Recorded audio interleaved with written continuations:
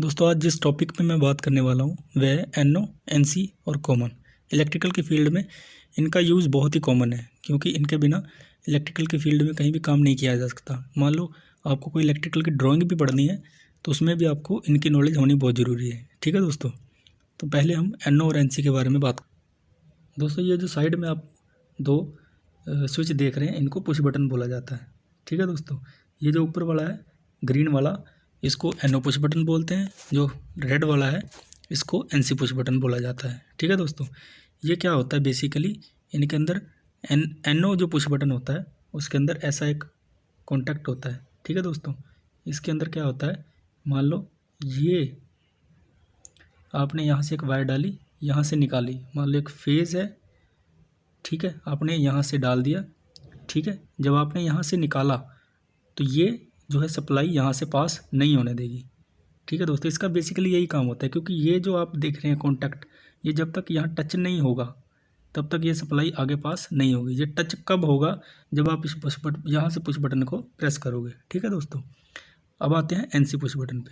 ठीक है, ये एनसी पुश बटन है, जैसा कि आप देख ही रहे हैं, इसमें क्या होता है कि ये जो है आपस में पहले ही जुड़ा होता है। ठीक है, जब यहाँ से आप फेस सप्लाई देते हो तो ये ऑटोमेटिकली पास करता है, या तब तक पास करता रहेगा जब तक आप इस एनसी पुश बटन को प्रेस नहीं करोगे। जब आप इसको प्रेस कर दोगे तो ये सप्लाई पास करनी बंद कर देगा। ठीक है दोस्तों, ठीक है, अब हम बात करेंगे कॉमन के बारे में। ये एक रिले है। ठीक है, ये एक रिले के अंदर की डायग्राम है जिसको आप देख पा रहे हो। ये रिले की कॉइल है। ठीक है, ये इसकी कॉइल की सप्लाई है। ठीक है, तो आप जब भी देखोगे रिले के ऊपर आप देखोगे उसके ऊपर आपको कॉइल की सप्लाई पता चल जाएगी कि ये इसकी कॉइल की सप्लाई कितनी है, 24 वोल्ट की है, डीसी की है, या एसी वोल्ट 220 की है, या 48 वोल्ट डीसी की है। ठीक है दोस्तों, तो आप जब इस चीज़ को देख लोगे ना तो आपको इस चीज़ का पता चल जाएगा कि इसकी सप्लाई जो है आपको कौन सी सप्लाई इसको देनी है। ठीक है, तो मान लो आपको इसको पॉजिटिव और नेगेटिव लिखा हुआ है तो 24 वोल्ट की आप इसको मान सकते हो। ठीक है, जब आप इसको 24 वोल्ट की और पॉजिटिव और नेगेटिव सप्लाई दोगे तो ये कोयल जो है मैग्नेटाइज हो जाएगी। और ये जो पत्ती आप देख रहे हो, ठीक है, ये यहाँ से ये ऐसे कनेक्ट हुई पड़ी है, ये इसको छोड़ के ये ऐसे सीधी हो जाएगी। ठीक है, जैसे आपको अभी नज़र आ रहा है ये ऐसी जुड़ी हुई है। ठीक है, लेकिन जब ये मैग्नेटाइज हो जाएगी तो आप देखोगे कि ये इसके साथ जुड़ जाएगी, ठीक है, इसको छोड़ देगी। ठीक है, तो आप अब बात करते हैं कॉमन के बारे में। ये है कॉमन। यहाँ पे जो सी लिखा हुआ है। ठीक है, मान लो आपके पास एक बल्ब है। ठीक है, आप जानते हैं कि इसको चलाने के लिए मुझे एक फेस और एक न्यूट्रल, ठीक है, दोनों चाहिए होते हैं। तो आप क्या करते हो कि ये जो न्यूट्रल है आप तो वो इसको डायरेक्ट दे दोगे। ठीक है, न्यूट्रल तो आपने डायरेक्ट दे दिया।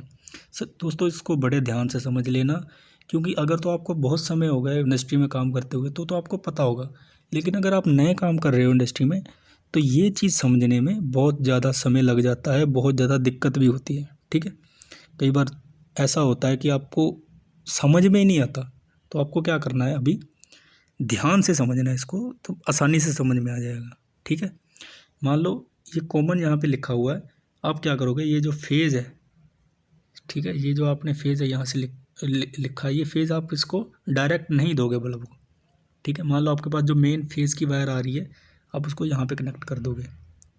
ठीक है, अब आपकी रिक्वायरमेंट ये है कि जब भी आप रिले को ऑन करो तब आपका बल्ब जो है ऑन होना चाहिए, वरना नहीं होना चाहिए।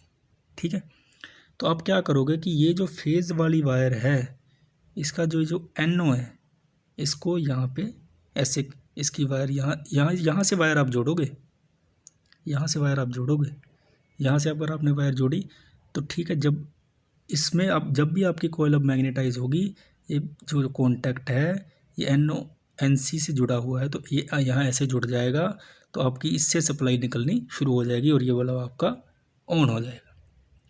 ठीक है दोस्तों, तो मैं उम्मीद करता हूँ दोस्तों कि आपको ये वीडियो अच्छी लगी होगी। अगर अच्छी लगी होगी तो आप लाइक करिए, अगर नहीं अच्छी लगी है तो बेशक डिसलाइक कर दीजिए। मैं आगे से और मेहनत करने की कोशिश करूँगा। धन्यवाद।